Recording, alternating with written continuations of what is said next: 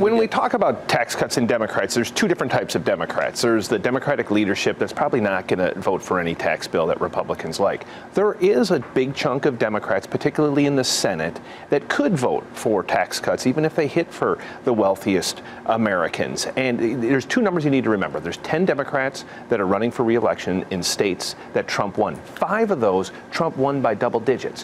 Whatever everyone wants to think about Trump, his numbers haven't sunk that much in those states. And so those specific senators will be under tremendous pressure, including 3 of them. What are those 5 states? So you have, you saw 3 of them last night. So you have Indiana, North Dakota, West Virginia, Montana. I can't think of the 4. So you have 5 states that you have where those senators are under tremendous pressure. 3 of those senators went in and saw the president last night. There are not that many moderate to conservative Democrats in the House, but there are some, and some of them are meeting with Donald Trump today to talk about tax cuts. The problem that they're going to have is it's going to be those pay-fors. Do you actually, is it reform or is it just cuts? And that's what Democrats are going to pound him on, because you talk about, you guys had Mnuchin yesterday at your event, and he talks about, let's get rid of the deduction for states, for that everyone's taking, that really hits New York in particular.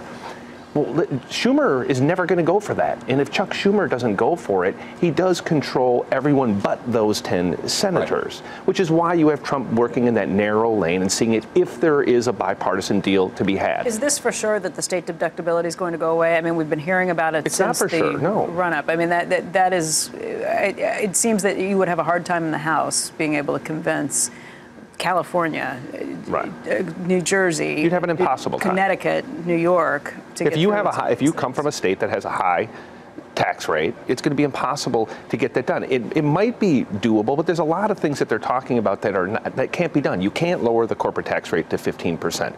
Paul Ryan has said it now, I think, on the record. Almost anyone involved in the process, basically acknowledged that yesterday. Do that. And then they say, Mnuchin told you guys yesterday, he said, well, listen, then maybe we'll do it through reconciliation. We don't need to get in the weeds, but the minute you do it through reconciliation, you put real restraints on what you can do with the tax code. Because if you start doing things that are raising the deficit 10 years out, now you've self-imposed limits, which is why they're trying to see if there is that little bit of window to work with Democrats to get something, to do it outside of reconciliation, even if you can't pay for the whole package. So I think there's a lot of promising signs that we might get tax cuts. You're not going to get tax reform. You're going to get tax cuts, maybe with a reduction of a deduction or 2. But for the most part, they want to basically inject those tax cuts into the economy. That's why they talk about doing it retroactively, because now you have more money in your pocket. And you might spend, and you have a short-term caucus. You guys had a report out last week that talked about this idea, at least on the corporate rate, that perhaps they do a 16% rate and they push out the pay for, meaning you don't even have to pay for it, not for 10 years, but for 20 years. Right.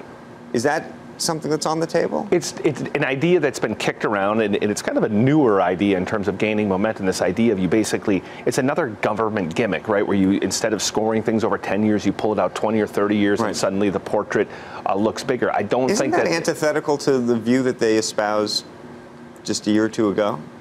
Absolutely. I mean, and this happens every time somebody gets elected. A lot of those Tea Party Republicans came in saying we're never going to do anything that increases the deficit. But then when that comes in conflict with your desire to cut taxes, we're all human. You start to make compromises. Hey there, thanks for checking out CNBC on YouTube. Be sure to subscribe to stay up to date on all of the day's biggest stories. You can also click on any of the videos around me to watch the latest from CNBC. Thanks for watching.